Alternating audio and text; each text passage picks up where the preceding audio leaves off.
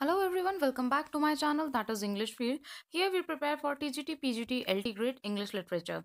So today this video again is going to be very helpful क्योंकि अब हमने start कर दी है गैल्सवर्दी की सीरीज जिसकी बायोग्राफी ऑलरेडी अपलोडेड है और उसकी क्वेश्चन सीरीज और प्रीवियस ईयर में जितने भी क्वेश्चंस पूछे जा चुके हैं गैल्सवर्दी से रिलेटेड वो सारे ऑलरेडी अपलोडेड है। अब हम इसके एक एक माइनर फैक्ट्स पे भी जाएंगे और उनसे रिलेटेड जितने भी क्वेश्चंस हैं जितने भी गैल्सवर्दी के वर्क हैं क्योंकि ये बहुत ही इंपॉर्टेंट है अगर आपने टारगेट कर रखा है टीजीटी या पीजीटी को। स्पेशली अगर मैं बात करूँ तो यूपी टीजीटी के लिए दिस इज़ वेरी इंपॉर्टेंट। तो जितने भी वर्क्स हैं उनकी पूरी डिटेल के आपको वीडियोस मिलेंगे और आज के वीडियो में हम इनका जो प्ले है जोसलिन उसको डिस्कस करेंगे। इनकी ये नॉवल है और बहुत ही इम्पॉर्टेंट है और इससे क्वेश्चंस भी आते हैं। So without wasting time let's start the lecture.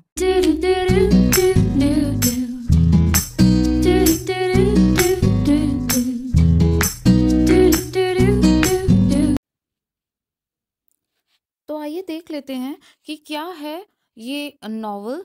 तो अगर हम जोसलिन की बात करते हैं तो ये 1898 में पब्लिश की गई थी। ठीक है, तो पहला तो यही इम्पॉर्टेंट क्वेश्चन बन जाता है आपका कि 1898 में इसको किया गया था पब्लिश। ये 3 लोगों की स्टोरी है बेसिकली। थोड़ी सी इसकी समरी जानना ज़रूरी है और मैं बोलूँगी सिर्फ इसी की नहीं, गैल्सवर्दी के जितने भी वर्क्स हैं उनकी थोड़ी थोड़ी समरी आपको जानना बहुत ज़रूरी है क्योंकि उसमें से जो कैरेक्टर्स हैं वो ले लिए जाते हैं और जितने भी इम्पॉर्टेंट हैं हम वही देखेंगे। अनइम्पॉर्टेंट में बिल्कुल भी हमें टाइम वेस्ट नहीं करना है अगर आपने टारगेट कर रखा है टीजीटी पीजीटी को। ठीक है, तो नोट्स भी आपको प्रोवाइड किए जाएंगे, वो भी फ्री ऑफ कॉस्ट इसी यूट्यूब चैनल के थ्रू। तो आइए देखते हैं 1898 ये फर्स्ट वर्क है किसका, गैल्सवर्दी का। So it is the first novel of Galsworthy published in 1898 under the pseudonym John Saint John. ठीक है, किसके अंडर इसको पब्लिश किया गया था, स्यूडोनिम जॉन सेंट जॉन के अंडर। टेंशन मत लीजिए, इसके जो फैक्ट्स हैं उसके हैंड रिटन नोट्स आपको मिल जाएंगे, उसका भी मैं एक वीडियो डाल दूंगी। It tells the story of the love affair of Galsworthy himself with Ada. ठीक है, ये उन्होंने नॉवल लिखी थी जब उनका अफेयर एडा के साथ हुआ था। अब देखिए इसमें कौन से मेजर कैरेक्टर्स हैं। The story of Jocelyn in itself is actually over dramatic. Over dramatic क्यों है, क्योंकि इसका एंड ही कुछ इस तरीके से है। अब ये 3 लोगों के इर्द गिर्द घूमती है। तो इस कहानी में है क्या, ये जो मिस्टर हैं इनका नाम है जाइल्स लेगार्ड। ठीक है, अब इनका इनकी जो मैरिज है वो होती है इर्मा से। ठीक है, ये काफ़ी इनोसेंट हैं, सीधी सादी हैं। और उसके बाद में जो इनका अफेयर होता है वो होता है जोसलिन से, राइट। तो इनकी जब शादी होती है इर्मा से तो वो कुछ सालों तक आगे चलती है and state of stagnation and boredom में ही चलती है। It was not very successful. ठीक है, उसके बाद में जाइल्स लेगार्ड मिलते हैं जोसलिन से जो कि यंगर हैं और इनसे मिलते हैं तो he fall in love with her और इनका अफेयर होता है उसके साथ में। अब इर्मा को अपने हस्बैंड के बारे में, ठीक है, इर्मा जिससे इनकी मैरिज हुई थी, जाइल्स लेगार्ड की जो वाइफ है, तो इर्मा को इनकी फीलिंग्स का पता चल गया था जो कि जोसलिन के लिए घर कर गई थी जाइल्स लेगार्ड के मन में। या फिर आप सिंपल वर्ड्स में बोले तो इनके अफेयर के बारे में पता चल गया था किसको, इर्मा को, इनकी वाइफ को। तो इर्मा ने अंडर डिप्रेशन बोल सकते हैं या फिर अच्छा नहीं लगा इसलिए उसने ओवरडोज ऑफ स्लीपिंग पिल्स लेना चालू कर दिया। ठीक है, अब क्या होता है, एक बार जाइल्स लेगार्ड देखते हैं कि इर्मा की कंडीशन क्या हो रही थी, बिगड़ रही थी। वो फाइनली डेड भी नहीं थी लेकिन वो कॉन्शियस भी नहीं थी। कॉन्शियस का मतलब कि उसे पूरी तरीके से होश नहीं था, यू कैन से कोमा। ठीक है, एक तरीके से वो कोमा में थी, डेड भी नहीं थी और कोमा में थी। जब उन्होंने ये सारी चीज़ें देखी और उन्हें इस बात का पता भी चल गया था कि इसने जो इर्मा है इसने स्लीपिंग पिल्स की ओवरडोज ली है, राइट। अब इन्होंने, जाइल्स लेगार्ड ने क्या है, जोसलिन के साथ में अपनी एक मीटिंग फिक्स कर रखी थी पहले से। तो उस मीटिंग के लिए ही वो इर्मा को छोड़ के चले गए मिलने किससे, जोसलिन से। और उसके बाद में जब ये वापस आते हैं जोसलिन से मिलके, तो इर्मा मर चुकी होती है। ठीक है। और यहाँ पे जब वो देखते हैं कि इर्मा इज नो मोर नाउ, तो उन्हें दुख तो होता ही है, क्योंकि वो उसे छोड़ के कहाँ चले गए थे, जोसलिन से मीटिंग करने के लिए, विच इज नॉट राइट। ठीक है, अगर हम देखें तो ये सही नहीं है, किसी को दुख की घड़ी में छोड़ के आप चले जाएं, दैट इज नॉट गुड।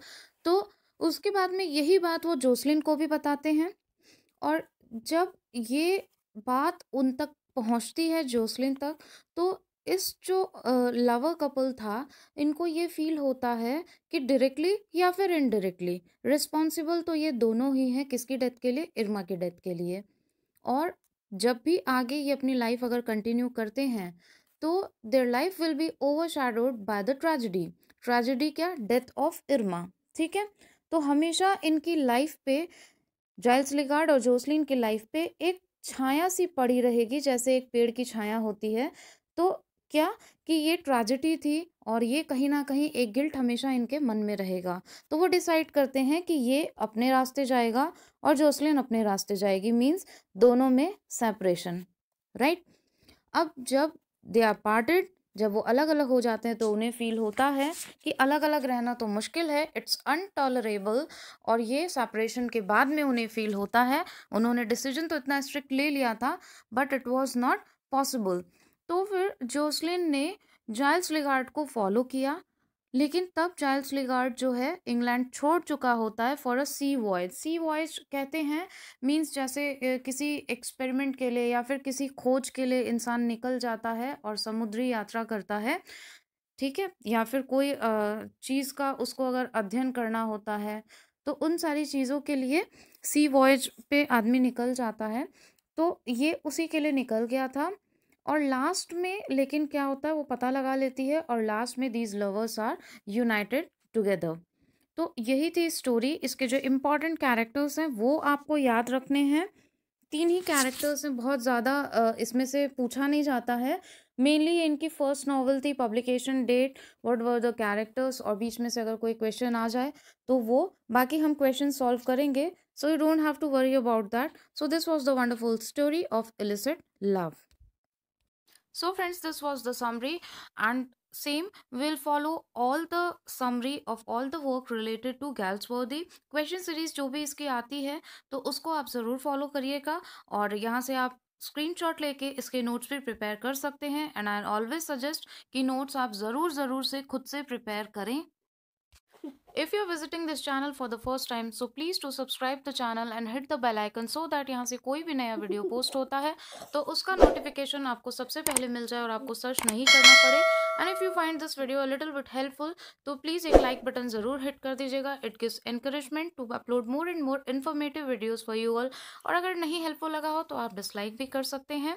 और प्लीज़ अपनी कम्युनिटी और फ्रेंड्स में इसे शेयर करिए, because knowledge is name of sharing. And if really you are searching for any good notes, handwritten notes, तो आप यहाँ से कांटेक्ट कर सकते हैं।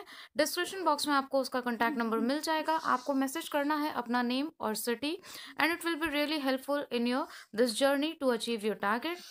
And from 14th of December we have also started the literature classes, जो कि आपके गूगल मीट पे कंडक्ट की जाएंगी। 1.5 आवर की आपकी क्लास होगी, और उसकी डिटेल्स अगर आपको जाननी है तो सेम नंबर पे आप मैसेज करके अपनी क्वेरी और उसकी डिटेल्स ले सकते हैं। This class will be very interesting, और लिटरेचर में जितने भी आपके छोटे से बड़े सारे पॉइंट्स क्लियर हो जाएंगे, और वो भी घर बैठे। बस आपको डेडिकेशन और सीरियसनेस की ज़रूरत है। उसके साथ में इंग्लिश फील्ड आपका साथ देगा, और आपकी जर्नी में आपको ये टारगेट अचीव करने में इसका भी एक पार्ट होगा। Thank you so much for watching.